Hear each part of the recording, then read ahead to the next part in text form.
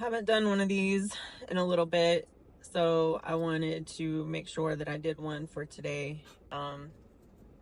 As you see, I have my helper back here. I just went through another session of NET.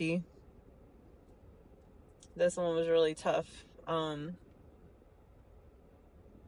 already knew that this stuff was passed down through my DNA, but I didn't realize just how far back it went. And so it's starting to make sense now why, even though my mind will tell me that I am enough, and well, not all the time, but I can change the thoughts, right? I can make a choice to change the thoughts, but it still resides in my body. And now I know why. It's because when I was being formed, the feelings of shame and guilt and I'm not enough and I'm not important and being fearful and afraid and sad, all of these things were in my DNA.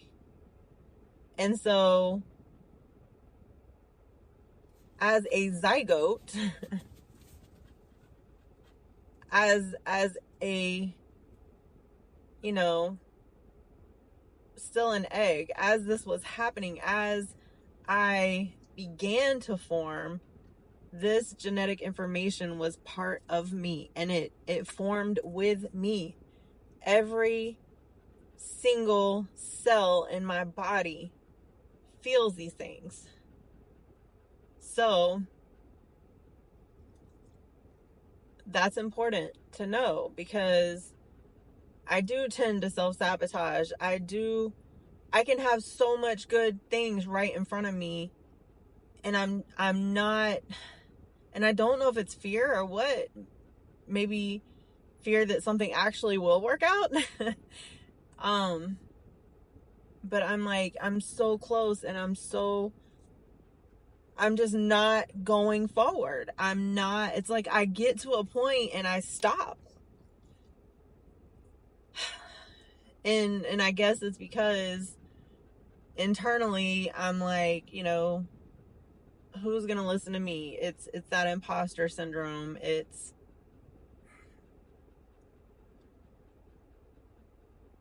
feeling unimportant. I've always felt unimportant. I've always felt like a face in the crowd, and then coming back to Jacksonville, I felt that even more.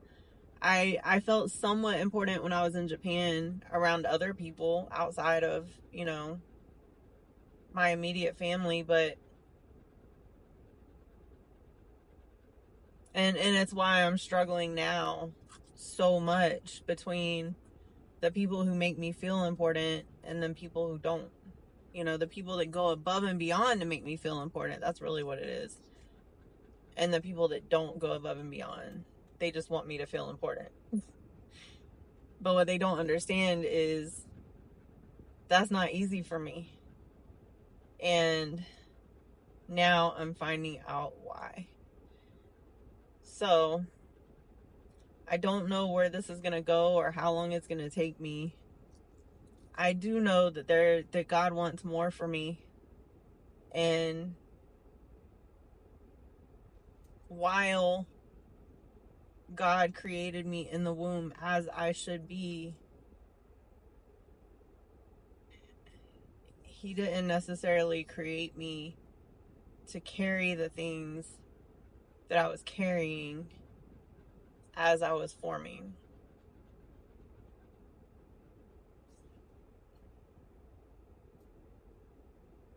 So this is where I'm at right now. It's a lot to process, but I am doing the hard work. I have a good friend who just reminded me of that. Like, you're doing the hard work. You're doing the healing that most people won't do. And I have to give myself kind of a pat on the back for that. Like, I tell my clients, you're doing stuff that a lot of people won't do, right? Like you're becoming more self-aware. You're going, you're exercising more, you're tracking your foods. Like most people won't do this stuff. So you become the top tier of people, and that's why they're going to get the best results, because they're willing to do the hard stuff. When we just try to sugarcoat it and we just put icing on top and try to make it look better and taste better, that's not going to lead where it needs to lead. That's not going to lead to ultimate change. So we have to do the hard stuff. We have to do the hard work.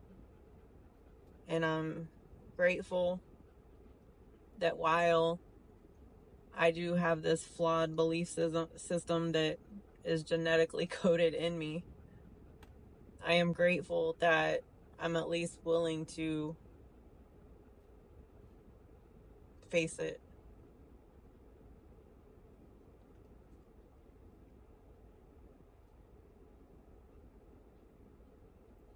That's all I got for today.